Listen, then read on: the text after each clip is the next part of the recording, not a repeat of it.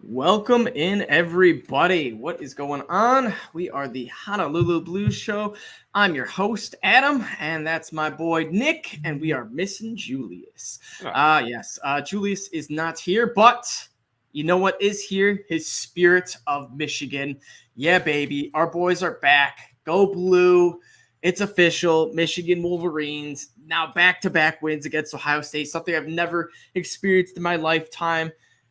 I'm just like, this is crazy for me because normally we never beat Ohio State, and finally Michigan just beat them not once but twice, and in Columbus. So that was just cherry on the cake, icing on the top, whatever you want to call it. It was awesome. So being a Michigan fan, growing up in high school, always having, there was always a couple Ohio State kids that went to school with you, and they would always give you shit. Well, I had a couple. And Jarrett Robson, if you're listening to this, buddy, Michigan is back, baby. You gave me shit for plenty of years. Ohio State had it, but not anymore. Not until you get that bum Ryan Day out of here. So hopefully they give him a 10-year extension for the one lost season he had, and Michigan continue their dominance. But hopefully they can, knock on wood, continue their Big Ten run and hold down the Big Ten, I guess, in the playoffs too. But Nick, think Ohio State has a chance to make the playoffs? Think who? Ohio State. Do you think they have a chance to make the playoffs? Yeah, they do. I think because TCU, if they lose, I know, but do you really think TCU will lose or USC? Okay, I see what you mean. Like, do you think OSU makes the playoffs? Not can't. I did word that like can't make it. Like, do you think OSU still makes the playoffs? That's what the question. I don't think so. I think both TCU and USC wins. Do Think you? TCU could lose because Kansas State is they're frisky. Right. They had an 18-point lead on them last time they played them. So I mean, you know what I mean? They just collapsed in the back half. Yeah. And then obviously USC already lost to oh my God, Utah State. No, who are they playing? Utah. They're playing Utah. Yeah. I was like, wait, who are they playing? Yeah. So both those teams have a possibility of losing, but congratulations to Michigan, man. I was like, there's no way. I was nervous too. Going into Columbus, into the shoe, I was like, ugh. Right. All right, maybe we could squeak one out. Right. And it's like, it's just like CJ Stroud, like, they're going to put up a ton of points, and Michigan really relies on their run a lot. So it's like, can Michigan keep up? My God, could they? McCarthy was firing it, dude. Well, I saw one stat. It was like 55 plays, 181 yards for Michigan. 3 plays, like 300 yards or something. Like, it was like 200 some yards in like 3 plays. They had like those 3 humongous plays. I remember watching, forgive me if I say his name wrong, Donovan Edwards, I think, in high school. And I watched him his senior year at high school either win the championship game or losing the championship game or losing the semifinals. But I watched the game against one of the teams, I can't remember. And I knew he was committed to Michigan. And he was just a rock star in high school, a rock star in the game I saw. It was unbelievable. And just to see him now doing it in Michigan, it was like, all right, yeah. He's good. This guy's real good. He should make the league. He should make the league if he keeps running the way he does.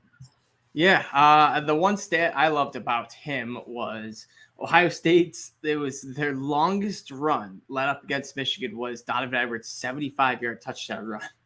And then he broke it his next drive with an 85-yard touchdown run. And that's great. That was awesome.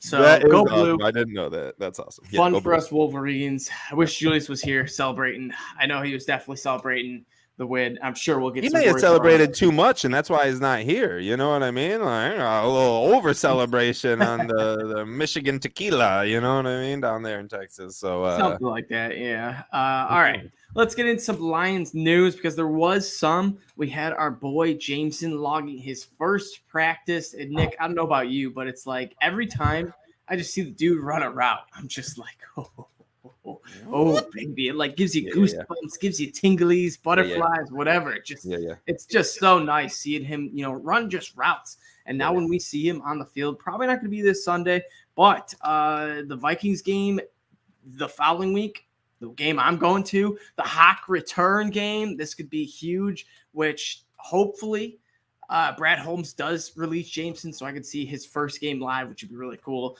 And it could also overshadow the Hawk revenge game. It'll be no Jameson Williams' first start of NFL career game.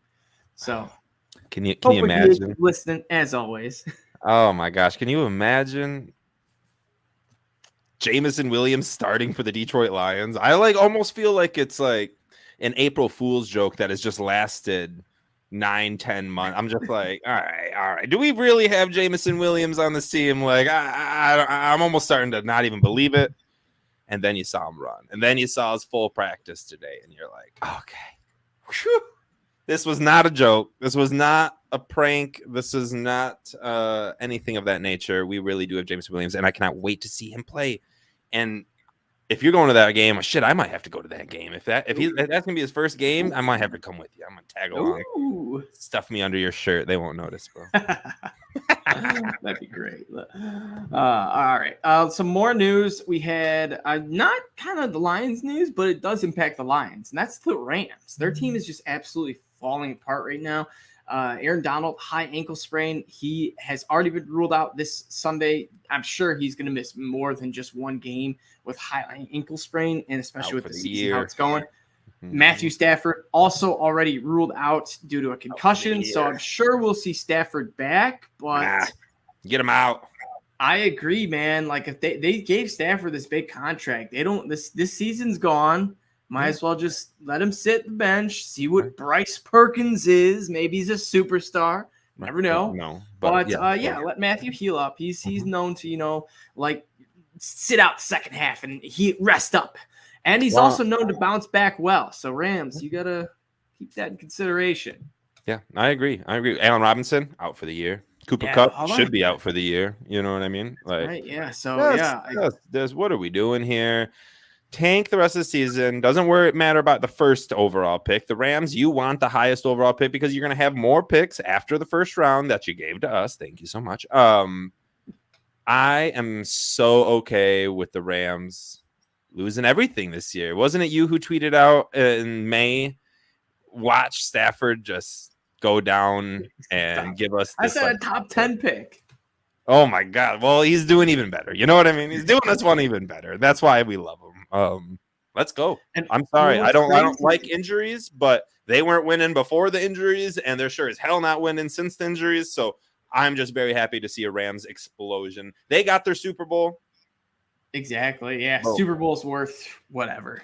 Oh, yeah. Right now, they still won this trade. It doesn't matter who we got, what we're doing. Agreed. Until one of those picks, who did we end up in drop?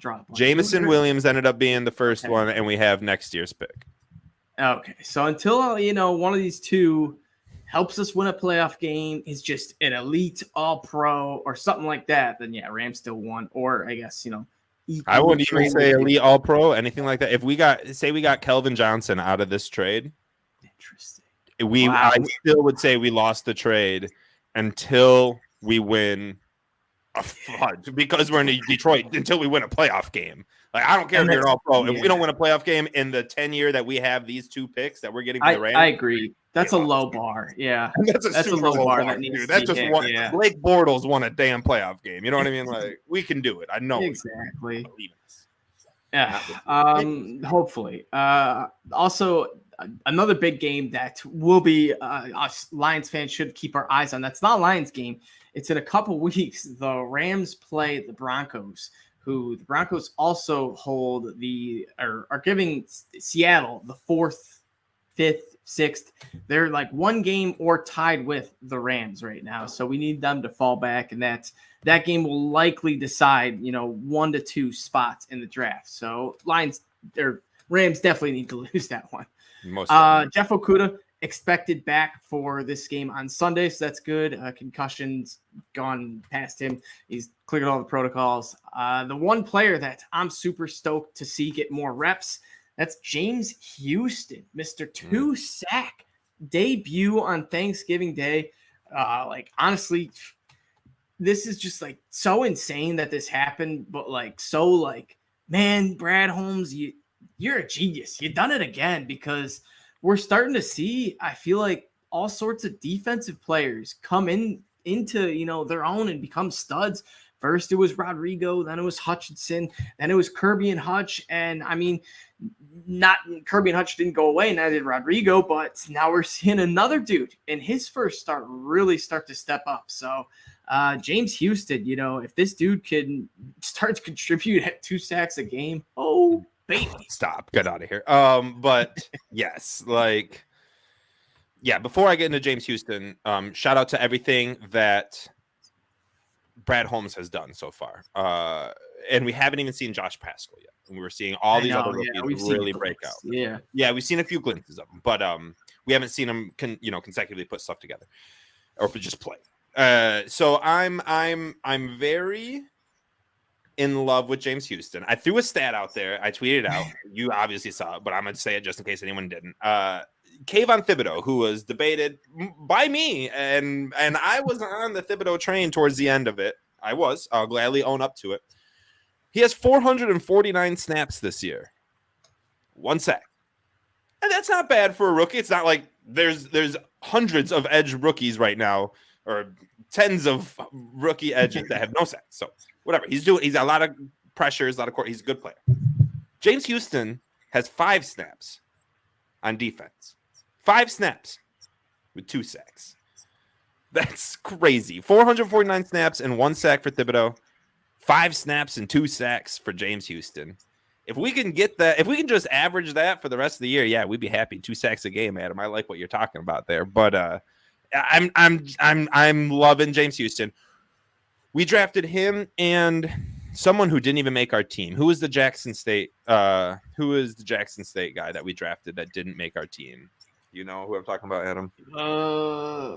Not James Houston. Oh, someone watching, please help me out. I cannot remember his name. Anyways, he didn't make the roster. I don't even think he made like the cut. Maybe he's on practice squad. I can't remember. But those two were like right there, neck and neck. They were both the last 2 picks of the draft for us, like along with our cornerback, who I'm still, where's Chase Lucas at? You know what I mean? Like, is he? Hopefully he's not injured, because if he is, then that's where he's at. But I'm surprised we haven't seen some Chase Lucas breakouts yet. No, James Houston was from Jackson State. Oh my God! Then who am I? Oh, it must be Malcolm Rodriguez and James Houston. For some reason, I thought James Houston didn't make the team. He must not have practice squad. Now it's all rolling back to me now. I was you see, my guys. What you did, Nick, is you thought Houston, which led you to Texas. Thought of Rodriguez, Cowboy man. Also went to Oklahoma State. Right, mixed up in your brain. Both. Oh, it all got mixed up. I don't know what I'm talking about right now. Golly. Okay, so James Houston and Rodrigo were those 2 late round picks, and it's great to see them really stepping up. That was the moral of all that, was that we had a great late player who stepped up, and I just fucked it all up. So my apologies. Adam, please start talking and let me stop. Hey, good draft picks nonetheless. One player that, Houston, another reason why he's going to get some more reps. Already said by Dan Campbell that he is going to get more reps, but another reason is Charles Harris is put on IR. He's going to be out 4 games, likely. I'm not going to say the season, but the meaningful season, because these next 4, 5, 6 games are pretty much the most important ones. That is the rest of the season. That is the rest of the season. I think it is, yeah. There might be, yeah.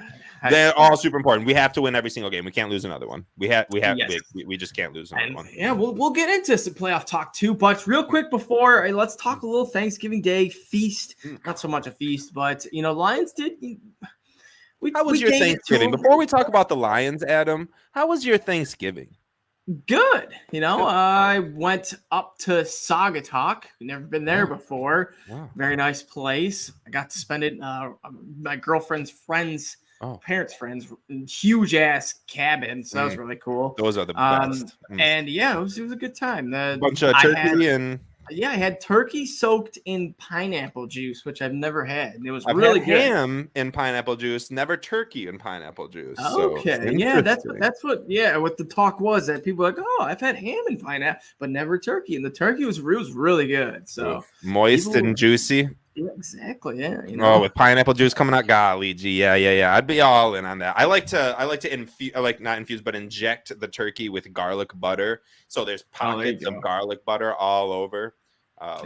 Yeah. So you spent it with your girls family. Is that what you said? Yeah. Yep. Awesome. Yep. Rock and roll. Rock and roll. Anyways, let's talk about football. I just had to, we got to know. We got to know what you did on Thanksgiving, Adam. Of course. Typically, I'm like the Thanksgiving Day Grinch, and I hate Thanksgiving Day food. And I go over to my dad's house, and we have a nice seafood dinner. Huh? This year, I was bummed. I had to miss it. My brother, him, and my grandma got to feast on some crab legs, lobster, some seafood chowder, and all the.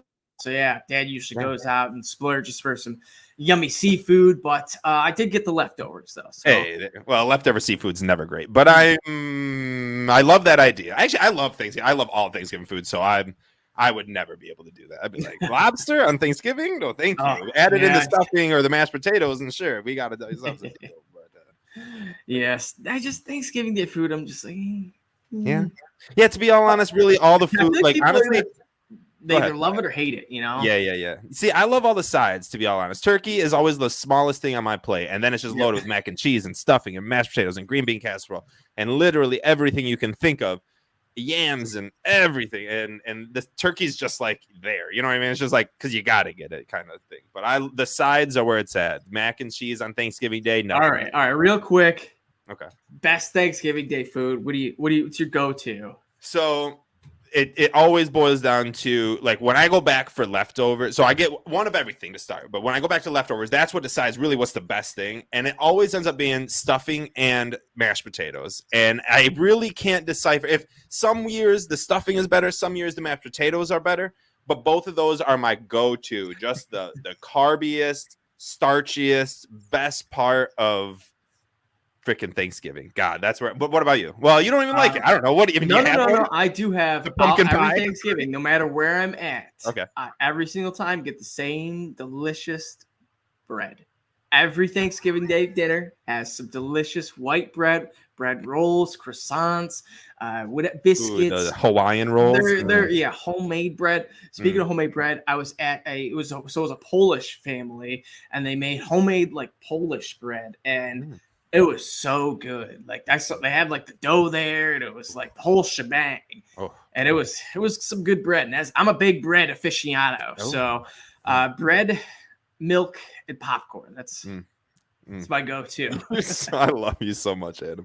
You are the man. Because honestly, I fucking love milk, and I could drink. I don't really much anymore, but talk to me a while ago. I would basically drink like a gallon a day, and I just really would go through. I would drink so much milk, and popcorn is a huge like end of before bed snack all of the time. But for me, I always add white cheddar or garlic seasoning onto it. Yep. And then and shoot, what was the third one? Because we're so similar. What were we just talking about? Whatever. Bread, milk, and popcorn. Bread. Fucking love bread. Like bread and butter is so good. Dude, it's just. And especially the Hawaiian rolls. I did bring them up, and I'll bring them up again. They are so good. And I know no one here wants to listen to us talk about food for this long, but I don't care because this is just a nice revelation that me and Adam are so similar until it comes to sunflower seeds. But other than that, we are so similar, and I love it. All right. Back to some Lions football. Nick, I got to ask, was this Lions game, was this a moral victory? Are you going to say that, or is it pretty much just, no, it's a loss? There's no W's to be found here. No, I'm fully over the moral wins. There no more to be had by this fan. I could go, we held close with Buffalo. The Jets beat Buffalo, and Zach Wilson, calm the fudge down. We should have won. We had the game won. It wasn't until Josh Allen made a superstar Josh Allen type of pass to finish the game, and I don't mean to just jump all the way there, but that was like everything that led up to it. Well, we could have done this, and we could have done that, and well, that's football. Okay, there's a lot of what ifs and could ifs, but if ifs and buts were candy and nuts, we'd all have a Merry Christmas. You know that, Adam. However, they're not. So we had to win that game, and we did everything to put ourselves in a winning situation. Is that a moral win? If you want to say so, fine. I am not going to say so. What that means to me is that we got ourselves into a place to win, and we lost. And I thought we kind of had beaten that burden with the wins against the Giants, the Packers, and the Bears, which were all one-score game. Well, maybe the Giants weren't, but the Bears and the Packers were one-score games, and the Giants wasn't a one-score game, but it was like they got within 12, and we could have collapsed very easily. No, Giants was one score. It was 15-9. I believe, unless The we Giants. What are or you? the Packers. Yeah. Giants, we were up by like 18. They scored a touchdown to make it 12, and then we just came in. That was when my tweet went out. It was like, when you have an 18-point lead in the fourth quarter, it's still never safe. Anyways, I thought we kind of gotten over this. I don't like to say it's the same old Lions because we are turning that corner, but it's not a moral victory. This is a loss. Take it on the chin. It was against a good team. Great. We have basically played nothing but good teams. I sent out our schedule. We have played nothing but playoff teams except for the Bears and the Packers and I guess the Commanders, but they're right on the edge as well. You know what I mean? Like, and other than that, every single team we've played was a playoff team going into last week. Jeez, yeah. Going into last week, every single team we lost to this year is currently in the playoffs. And we beat a playoff team, including the Giants. The Commanders, the Bears, the Packers, not in the playoffs. That's our 4 wins. We still have 2 more playoff teams to go. And I didn't include the Jets in that, and we can include the Jets in that. So it's like, so this isn't a moral win. It is a loss, but there's still hope. That it's not a hope loss. You know what I mean? Yes. It's a loss, and it is. Because if Josh Allen, goes out, puts up 42-7, I think every Lions fans selling their tickets. Right. Same old. Right. But now it was a tough loss, and yes, I agree. I will say how a moral loss comes to be for us Lions fans is when the ref screws us over. Is when we have the game won and the ref gives a flag, misses a call. Doesn't call it delay of game, and the other team gets the final shot and they make it count. So it happens time in, time out with the Lions, and those are the type of games that are like, okay, if there wasn't a third party making decisions, the Lions probably would have won this game. So that's where moral victory gets into it. But yeah, when you let Josh Allen have a few extra seconds, go down the field like that, ding dunk pass, field goal, bada big, bada boom.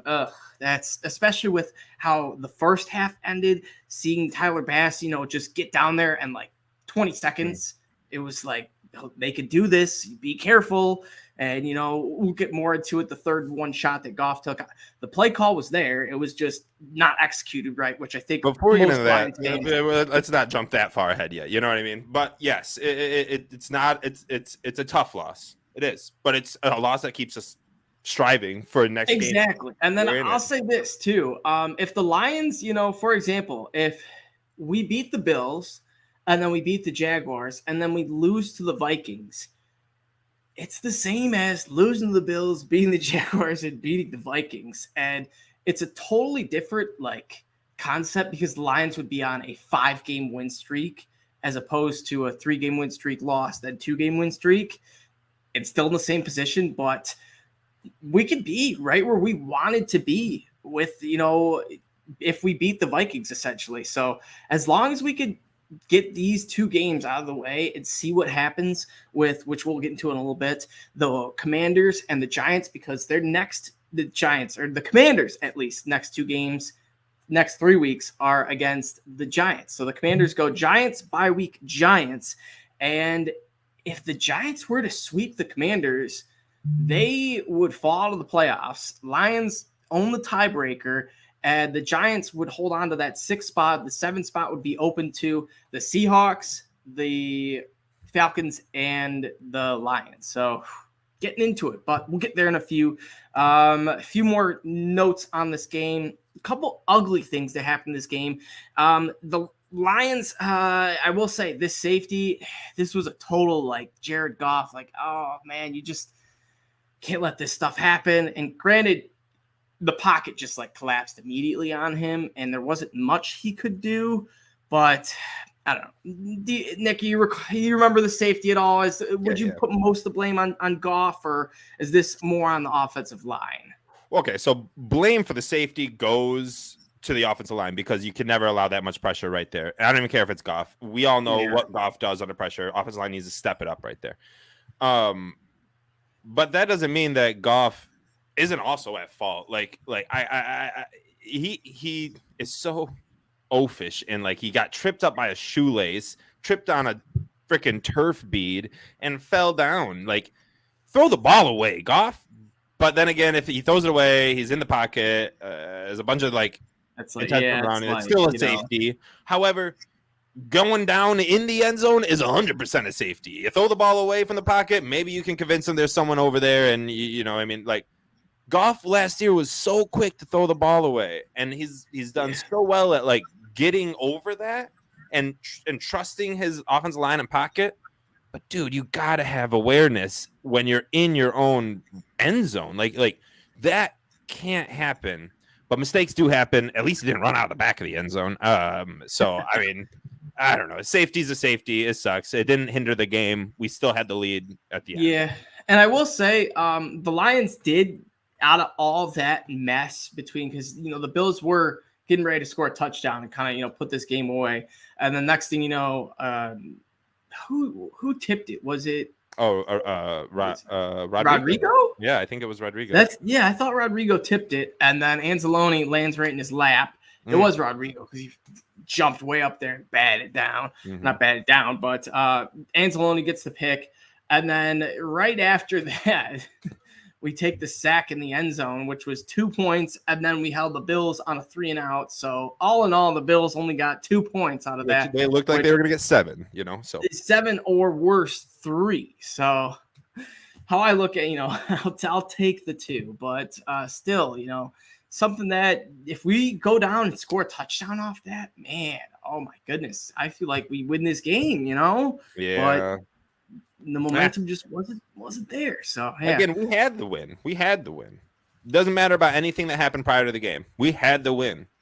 What needs to happen is Kirby Josephs needs to make that play on Stephon Diggs. He was a second late. Can't be a second late in the NFL. If Kirby Joseph knocks that down, and we continue to play good defense. The thing is that Josh Allen and Patrick Mahomes and those type of quarterbacks, they're gonna get there. They're gonna get in field goal range. 2019, we exact same thing. We played the Chiefs, who went on to win the Super Bowl, or maybe make the Super Bowl or AFC Championship. I don't know. Very good Chiefs team with Pat Mahomes. I think it was his first year when he had 50 touchdowns, right? And we nearly beat him. Same exact situation where Butker came down and nailed the game winner, and we left Mahomes like 30 seconds left on the clock. So it's like, I get it was a different regime, but man, oh man. Dan Campbell's, you know, I just want to see the Lions lose. I mean, I should say this, I don't want to lose, but I will say, I want to see the Lions lose in a way of like they just played how they were playing the first quarter in the last minute. And no prevent, no like ticky-tacky. That's just not how you play in the NFL, though. You can't give up the long plays. You try to do the prevent so you can catch and tackle, and you try to prevent the 40-yard play. The thing is you need the personnel to do that. And unfortunately, Kirby Joseph, a rookie who has played 5 or 6 games against Stephon Diggs, isn't the guy that's just going to be back there. Nor is Mike Hughes or Juju Hughes, whatever his name is. And nor is like half of our team right now. Okudah wasn't playing that game. I'm not really upset at the prevent D call, just like I'm not upset at the 3rd and 1 call. But I just think we got to execute. You just have to execute. It doesn't matter. The coaches put you in the best position. That prevent defense, I know everyone else hates it. Blah, blah, blah, blah. That's how you play. That's how teams win. But when you lose, it's quick to just be able to jump right to that. Why don't you play zone or man-to-man straight up? Because Stephon Diggs probably would have burnt the fuck out of Will Harris, and it would have been a touchdown, and it wouldn't have just been this field goal. At least we had a chance for Tyler Bass. He just kicked a good field goal. You just kind of how you have to play. I mean, I don't know. In my opinion, that's my opinion. I don't know. Yeah, I see it from both sides, but for me, I'm just like I feel like I'm always seeing the Lions lose this way, and I'm like, just one time blitz them. I mean, we did see the Eric Glenn, you know, all out blitz. Nothing. I mean, I should say I don't want to see that extent, but I want to see, you know, some pressure, something. And granted, it was Josh Allen who kind of was torturous with his legs the whole game. And you got to like spy him. You can't. He runs 15, 15, 15, and they still. I think they put us in the best play call. Same with 3rd and 1. Jared Goff. The biggest thing for me, I don't even think Jared Goff made a bad pass. I think he made a good pass. He threw the back shoulder, which was great. Shark should have came back to get it. Yeah, he turned it. Yeah. He threw but he didn't want that touchdown. He didn't need the touchdown. He said, just give me this first down. I feel comfortable with this. What happened is he threw it to a guy who had played one game in the last 8 weeks. Dude, you have targeted Aaaannnndddd St. Brown 55 times every single game. Why are you not just all eyes on him? Do not give me anything. He was open, but I don't even care. Even if he was triple coverage and not open, you are throwing that ball to Aaaanndddd St. Brown on 3rd and 1. You are not doing that. Or DC, where are your balls at, dude? Run the ball with J. Will on 3rd down. If you don't get it, make that play call on 4th down. Fuck it, dude. Like, Dan Campbell. I know. He's finally starting to do smart things, which is great. He's calling like a that's so it's great. It's great. It looks like a professional coach. It's awesome. Except week after week, we talk about how bad he is at time management, but that's a whole different story right now. He's almost losing his edge a little bit. He's almost losing it a little bit. Like that right there. Go win the game. You're 4-7 on Thanksgiving at home. No. 30 seconds to go. You do not kick that field goal. And I hope Josh Allen doesn't go 35 yards after we kick a touchback here. The fuck are you thinking, dude? Josh Allen's the best quarterback in the NFL. I don't care. He is the best quarterback in the NFL or Patrick Mahomes. He's one of the top 2 best quarterbacks in the NFL. Keep the ball out of his hands. That is how you win the game. How you lose the game, you give Josh Allen or Patrick Mahomes the ball with time. That's how you lose. It doesn't matter. 13 seconds, man. It doesn't freaking matter if it's 13 seconds or not. Keep the ball out of his hand. And Dan Campbell has lost his edge because he was doing it so much. He couldn't find a happy medium. He's starting to turn in. Like I really like Matt Patricia, and I want him to be our coach for a long time. I like him. He needs to learn though his time management. And man, he has to keep a little bit of that pizzazz that like we saw last year and at the beginning of this year. We can't just fall into this Matt Patricia coaching scheme. I hate it. I don't know. Thoughts on 3rd and 1, Adam?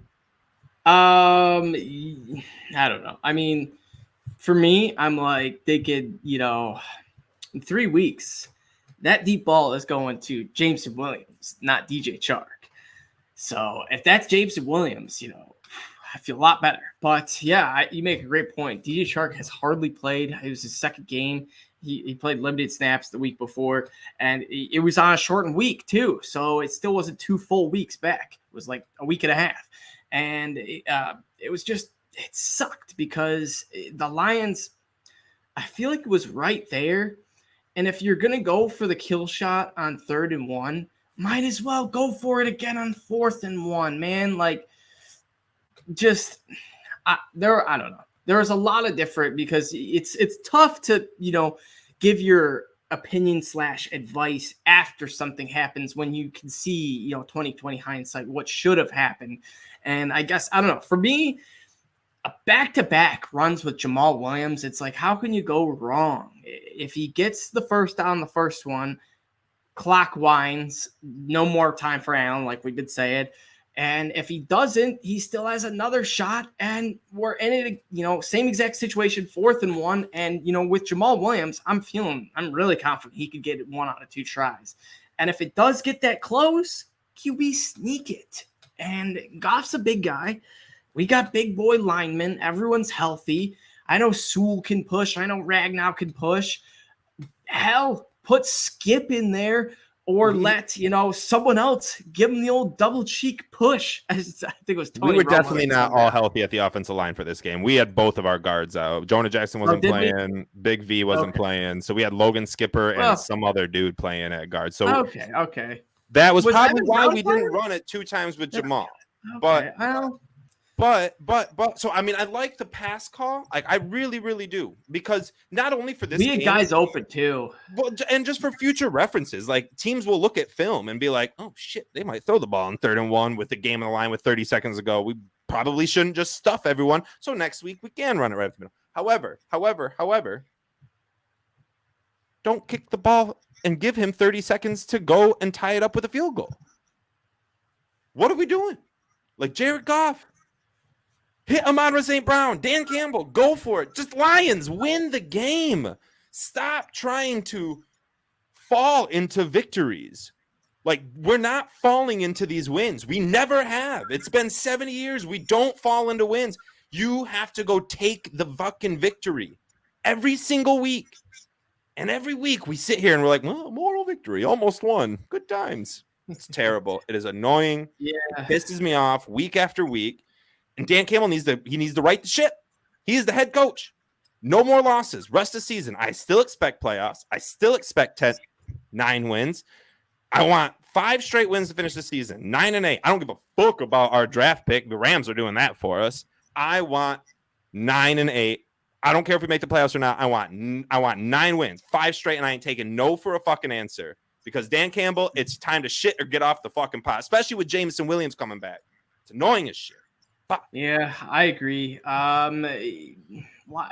We have an opportunity to, kind of see what this Lions team is. Dan Campbell just went through the gauntlet, made his mistakes, is starting to learn, and now it's like, all right, let's execute perfectly and not just for 3 quarters here, half here, 4 quarters, 1 game, and then, 0 quarters the next, and on and on. So right. Let's get the path. But one other thing I will say, on these 3rd and 1s where Goff has guys open, I said time and time out, I don't want him to throw the ball on 3rd and 1 unless the wide receiver is wide open as the wide receivers for Michigan. When, I don't know if you saw those 2 deep passes we had, but both of them, the dudes were just like blown coverage, wide the hell open, and just easy little passes. And that's what I want. I want a guy with absolute blown coverage, so easy of a pass, you just cannot mess up. Just because you think Goff will throw the pick? Is that what you're saying? Not just throw the pick. I just feel like even when a wide receiver's open for Goff, he's like not. Like the wide receiver might be open, but Goff still has to, put it in arm's reach. Right. But if Goff's like, hey, there's no one, I can just, lob it up there, patty cake style. Right. And, granted, he might not get the touchdown and just catches it and then gets tackled, but it's still a gain of 30 yards. I want that much more than, the try to go for the deep. Goff is Goff is who he is. And we have to play football like we have a quarterback that could win a Super Bowl. It's unfortunate that we have Jared Goff right now, but he's our quarterback. And we can't shy away from him. We have to, and he makes good throws in 3rd and 4th down plays. He just makes the most terrible throws with 60 seconds to go in the game. He makes his worst throw. That's just why we need to get rid of him. And that's why our top pick can't be Jalen Carter from Georgia, defensive lineman. Can't be Will Anderson from Alabama, defensive lineman. As much as both of those guys, especially Jalen Carter, but both of those guys would be so freaking amazing on our defense. If Bryce Young isn't there, we punting quarterback. We ain't getting CJ Stroud. Fuck CJ Stroud. Yeah. Oh yes, thank you. But I think Houston's in love with CJ Stroud. I'm saying it right now in November. I bet in April Houston takes CJ Stroud. I bet the Rams have the number 2 pick because I bet the Bears win another game, and I don't think the Rams do. So the Rams give us their pick, and I bet we take Bryce Young. And that'll be the 1-2. I hope so. Could you imagine the storybook ending? We get Bryce Young paired up with Jameson Williams from the Rams pick after they won a Super Bowl, making us Lions fans feel like we were left for dead. Both Rams picks would turn out to be Jameson Williams and Bryce Young if the scenario I just said happened. So in return for Matthew Stafford, we got Jameson Williams and Bryce Young. Oh man, that would be knock on wood for that. Yeah, for sure. Knock on wood. We got a long time. We got 5 months. We got a couple. Definitely. But let's get into this playoff talk because the Lions. I don't know if you've been seeing any of these Thursday night games, any Monday night games. We're in the hunt, baby. We are the 10 seed as of now. We are only behind the Falcons, Commanders, and Seahawks for the 7th seed. So, Nick, I'm going to talk a little bit about the Commanders since we've been teasing them, and you tell me how many wins they have at the end of the season. So, Commanders are 7-5, currently the 7th seed, I believe. Yeah, 7th seed. Giants are 7-5 at the 6th seed, but that'll be decided next 2 weeks. So, the Commanders play the Giants twice. Then they play the 49ers. Then they play the Browns. Then they finish the season off with the Cowboys. So how many wins do they get out of those? That's yeah. One win, I agree. probably against the Giants, probably at home. And it wouldn't shock me, to see but the Giants win both games and then somehow Taylor Heineke. Giants aren't that good. I think you're very much overrating the Giants. They got lucky early in the season. They are not that good. When you lose to the Lions by 16 points, you're not that good. In fact, I bet the Commanders, if anything, there is a way more likely chance, in my opinion, that the Commanders and Taylor Heineke and his hot streak beat the Giants twice. That is probably more likely to happen. And you know what? Yeah, you know what's funny? There is I did actually. The Giants are 7-4, so they still haven't had their bye. I guess no, Commanders haven't had their bye yet. That's what it was. Yeah, but they've now dropped 3 of their last 4, and the only game they won was against the Texans, and that was a 1-score victory. So, Giants are really bad. They're a really bad team who got really lucky early in Brian Daboll. Now teams are scheming to how they're running their offense and how Brian Daboll's doing that. They may only win one more game the rest of the season, probably against the Giants at home or against the Commanders at home. Well, you know what's interesting? Yeah, and the Giants, they can't even really scheme for the Commanders because in between the Commanders game, they go Commanders, Eagles, Commanders. So I bet the Giants and Commanders finish the season with 8 wins. And then so after it goes Giants play the Commanders, then the Eagles, then the Commanders again. Then they play at Minnesota and then home to the Colts and then at the Eagles. So I will say the one game they might be able to squeak out is this Eagles game. If the Eagles already have that 1 seed wrapped up, they might, rest the starters. They can beat the Colts. They can't even beat the Giants. Can't even beat the backups of the Eagles, bro. I promise you. Gardner Minshew, give them all hell. That's actually a good point. Yeah, Carter Richard, Quez Watkins. Yeah. Yeah, exactly. Yeah. Honestly, all right. So that's 2 teams that have a difficult road ahead. With honestly, like I don't think we can say for certain that both teams have like an easy spoon-fed win, like the Texans. Well, the Colts are pretty easy for the Giants. Okay, I would say. But that's it. So I bet the the Giants win 2 games and the Commanders win 1 game to finish out their season. So Giants will finish with 9 wins. So yeah, man. Commanders 9-win Giants. Giants finished 9-8. Commanders finished 9-8. Lions finished 9-8. We own the tiebreaker over both, so don't have to worry about them. So pretty much the only 2 teams we really need to worry about are the Falcons and the dreaded Seahawks. You do not need to worry about the Falcons. They are not going to win another game the rest of this year either. Again, another lucky team to even be there. But I don't know, man. The Falcons, they do have an easy schedule-ish. They played the Steelers this week, which they could win that game. Steelers just won, though. They play the Saints the next week. I do think the Steelers kind of have some mojo back with TJ Watt and, them kind of like still being in the playoffs. And Mike Tomlin will never have that team quit. Saints, yeah. They're a hard team. They got shut out by the Niners. That's a division game. And then they have the Ravens, then the Cardinals, and then the Bucks, which I think the Bucks are going to need to win every game possible. So Tom Brady's not going to lose that Week 18 All game. those teams are. Yeah, I mean, realistically, Atlanta, out. Count them out. Right now, we're counting out the Commanders. We're counting out the Falcons. It's coming down for the 7th seed. Yeah, the Falcons, they have the same record as us right now. So it's like. Yeah, we win in our games. They ain't winning their games. Seahawks. Seattle.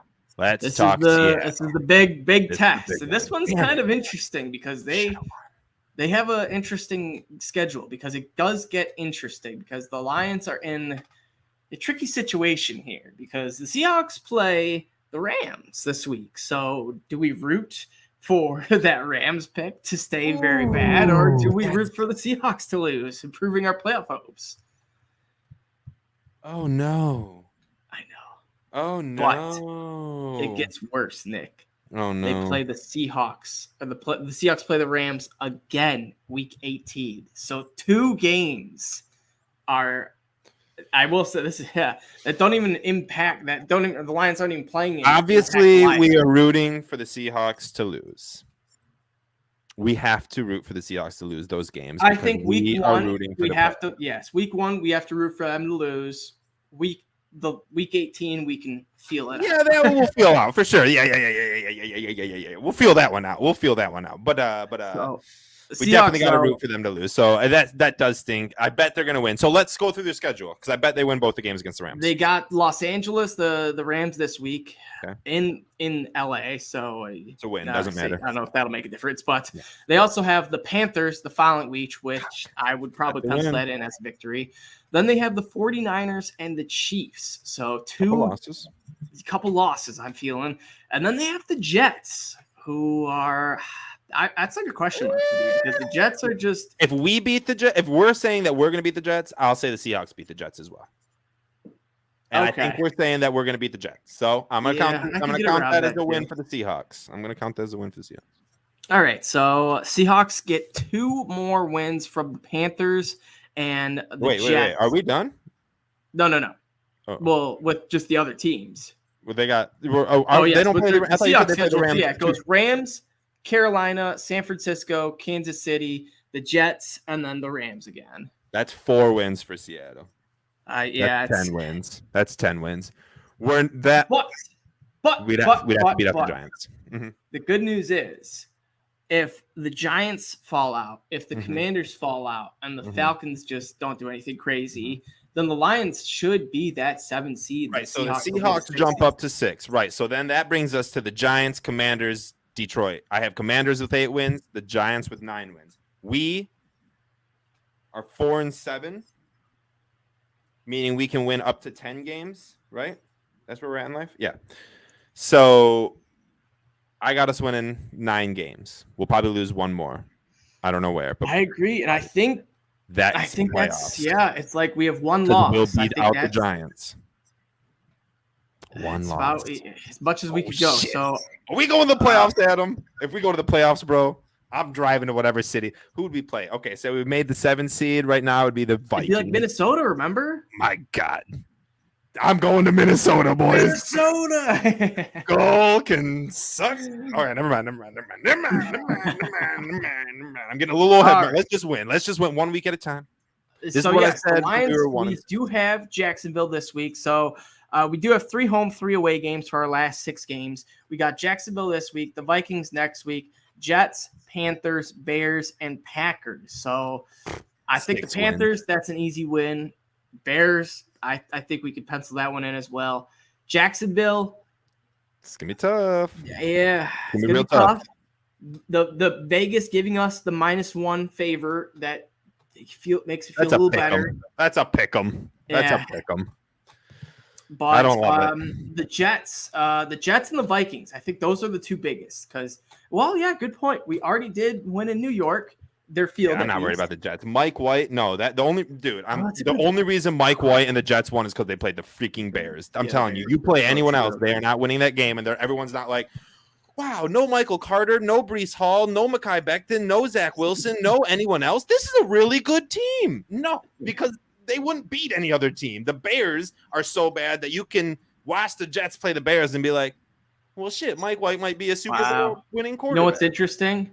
The Lions could actually be playing the Jets at a good time because their next 2 games are at the Vikings, at the Bills, who they already beat once, who the Bills are going to want to avenge themselves, and then they play the Lions. So the Jets could start to, spiral out of control. If next thing you know, Mike White gets crushed against the Vikings and Bills, and they're freaking out thinking, do we go back to Zach Wilson? Do we keep Mike White? Where's Joe Flacco at? So... What's Vinny Testaverde doing these days? Mark Sanchez, get him on the boot. Pennington? Shit, bring him back. All right. Yes, we can sit here and rifle off Jets quarterbacks. I was just about to say that was an impressive amount of Jets quarterbacks we just. I got a couple more to go. Christian Hackenberg. We can go all day. Michael. Brett Favre. Okay, what were we talking about? I don't even remember. Lions playoff chances. So we're making the playoffs and we're winning the Super Bowl, Adam. End it there. Good night. Yeah, just podcast. Go Lions.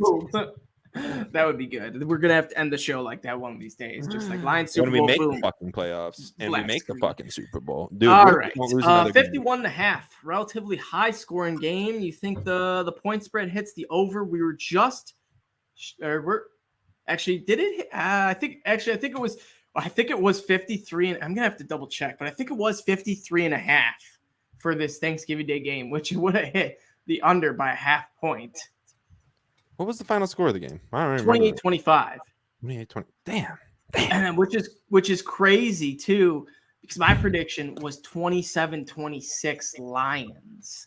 So had the Lions been on the opposite end, That's nice. That's a good prediction. That's a good prediction. I don't remember what I predicted. How do we beat the Jaguars? You think we cover? All right. Well, I don't think we're gonna go over. I think we cover. I think we beat the Jags. Pick them. I think we win by 3. I bet we win 24-21. No, I don't like that. Too easy. 23-20. 23-20. Lions defense has been playing stout. Yes, Trevor Lawrence has been playing okay. Realistically, had a really good game last week against the league's worst defense when in secondary. Just fantasy wise, at least they are the most atrocious defense in guarding receivers. It's gonna be a whole different change. We're gonna have Okudah back. We looked good against Buffalo. I am not scared about Jacksonville. Jacksonville will play hard though. Doug Peterson's a good coach. This will be a very good coach game. It'll be a good chess game. I expect the Lions to have a 23-13 lead in the fourth quarter though. Handedly winning this game. It gets to 23-20, and we just pull it out with that score. The key to beating them is you really have to put not pressure on Trevor Lawrence, but you have to make him think quickly. You have to get not blitzing, but you need to get extra pressure quickly in the pocket while he gets there. The more time he has to sit, that's when he becomes the Andrew Luck prospect that we're all thinking of. But when you rush him, when you get at him, when you force him out of his comfort zone, that's when you can beat him. Christian Kirk's a good wide receiver. Zay Jones is a good wide receiver, and we all love Marvin Jones, who's coming back to Detroit to play the line. And Jamal Agnew. Oh, and Jamal Agnew. Thank you. I forgot. Couple good revenge games there. Maybe some fantasy pickups. I just think the way to beat him is to force Trevor Lawrence into throwing quick. And Jeff Okudah is going to be right there to knock him down. I cannot wait. Aiden Hutchinson probably going to get another pick. That's just normal these days. And I like us winning 23-20. That's how we win. And Jared Goff. He heard that noise of we should have drafted Dibs. Dibs was better. Hutch was the bad pick. And he's like, you know what? I'm gonna prove it, not just to my fans, but your fans too. Right. Went against the Giants game, had that big old nice pick, and I think a sack too. And he played a great game. He played a great game. So now against Trevon Walker, the number 1 overall pick. Hutch has got to be thinking, I'm the number 1 pick. I gotta show it. Right. I didn't even think about that, but you're right. 1 and 2 picks right here. Versus normally 1 versus 2 picks. When they're both quarterbacks, it's the biggest. Oh my gosh, yeah. Sam Darnold, Baker Mayfield versus each other. I feel like Trevon Walker has been such a quiet first overall prospect in years, man. Even Myles Garrett and Devin Clowney were getting way more hype over in Cleveland or Houston. Right. So I still can't believe Jackson. Trayvon Walker has been playing really well. Yeah, he's been playing very, very well. Yeah, very, very, very well. Great addition to that defense. I am so shocked they took him over Aiden Hutchinson. I just cannot believe that. I cannot believe that. It's crazy. I think real quick, the rumor got out that they were looking at him, and then Vegas took a turn and was like, no, they want him. We're gonna push the odds up real close. And I think the Jaguars were like, ooh, we're betting a lot of money Vegas on that. is saying that this guy's just as good and we should take him.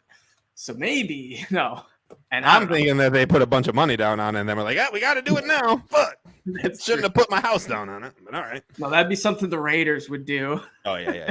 That is 100% true. All right. Another thing real quick before we wrap this whole Jaguars game up. Nick, did you – I missed this a bunch. I think you might have said it to me or one of my buddies, but the first missed field goal that Michael Badgley missed, the 29-yarder. He had never missed one in his career. And Jim Nance, I don't know Jim why. Nance, you didn't hear it? Were you not? I did because I was at Polish family. They only had I was watching World Cup stuff I had on my phone, barely be able to. It's doing one of those. I got and you. So, right. I totally missed that. And my buddies or my dad, I think you and Julius were saying I blamed that on Jim Nance. I was like, well, what did he say? And I thought it was going to be something, well, he's been perfect all this year long, and then he misses. Oh, no. It was you know what? Screw you, Detroit. You're going to be buried in misery, and I'm going to put it on top of you guys. And how do you even say, like, I don't believe in the jinx? You damn well do, Jim Nantz. Every announcer knows about the announcer jinx. It's in every sport. It's just, he was really trying to test it out. He was like, all right. 29-yard field goal. There is no way I could jinx this. I'm going to do everything I can because there's no way. And then Michael Badgley freaking missed it, dude. Badgley. Oh my God. The game could have been tied at the end if we would have just hit that. I mean, obviously. The 29-yarder, but could hit a 53-yarder. It's like, no. But that's kind of the kicker that Badgley is. Granted, I don't expect him to miss another inside 30 again, but a 40-yarders is kind of where the short 40s is where he gets a little squeaky on sometimes. But he does have the leg to hit that 55-yarder, honestly. Well, you can't do anything when Jim Nantz is over here just oh my gosh, that was freaking blowing it for you. You know what I mean? Like there was nothing that Michael Badgley could have done for that field goal to go in the way that Jim Nantz jinxed it. It was like he said it into the football gods, and they were like, "Oh, hey, Billy, come here! Look at what he's saying. It's Kevin. Kevin, they don't believe in the jinx. Watch this." Yeah, right. And it was a bad miss too. I know it was a bad miss. He shanked it. I was like, "Oh, come on." Yeah, I don't believe in jinxes though. Fuck it. All right, Detroit Lions got to get this win.